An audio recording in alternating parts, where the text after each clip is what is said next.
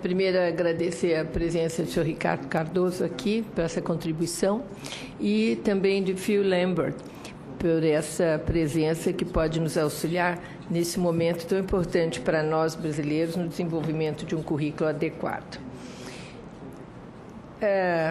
Realmente,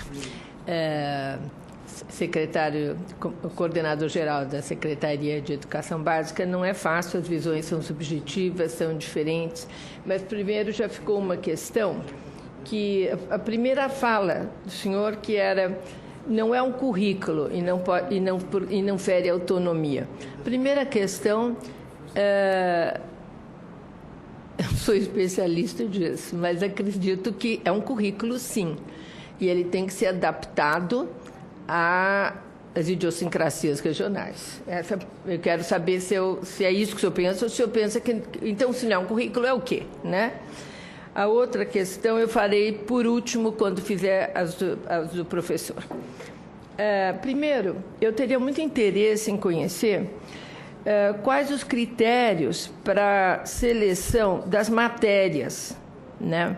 Por exemplo, eu vi que as matérias que são selecionadas na Austrália são inglês, matemática, ciência e história. Só.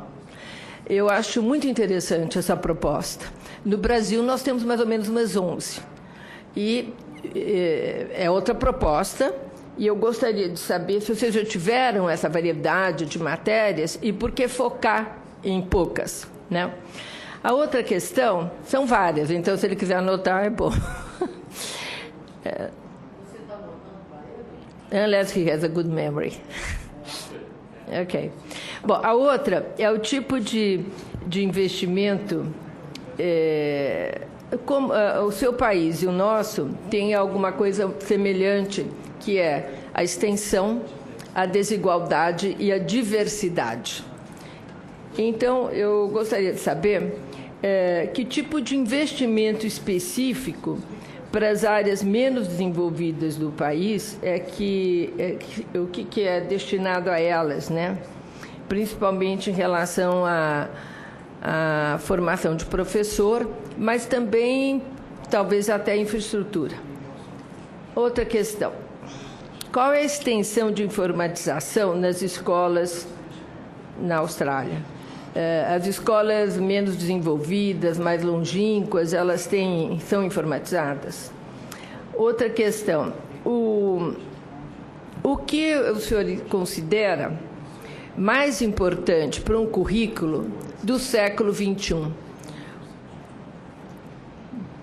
Né? Porque eu fico muito...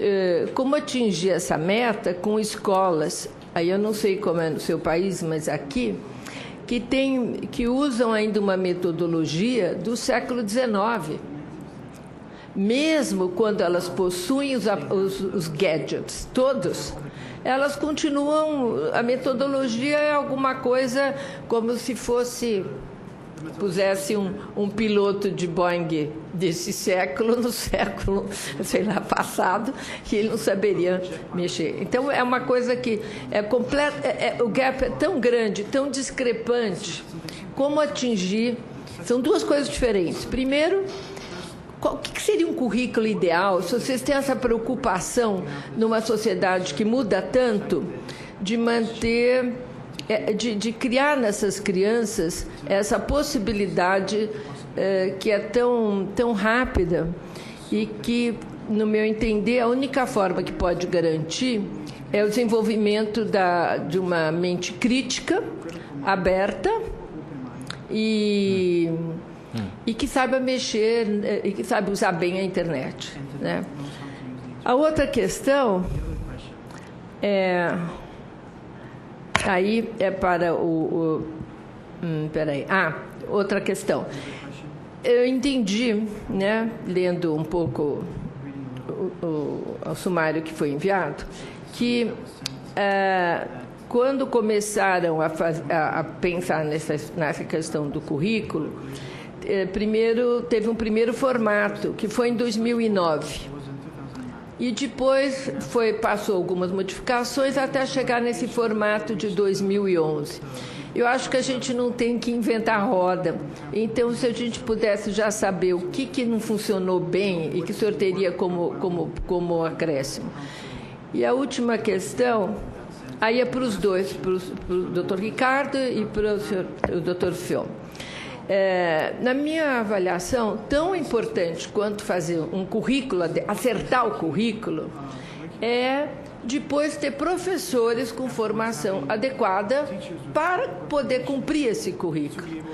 Né? Eu queria saber como foi esse processo, quão longe os professores do seu país estavam disso, que tipo de investimento, se foi um tour de force, o que foi feito para conseguir, ou se não conseguiram ainda, tem uma meta. E no Brasil, professor Ricardo, como é que está sendo pensada essa adequação? Porque senão nós vamos continuar fazendo leis com muita dificuldade de implementação. É isso, senador.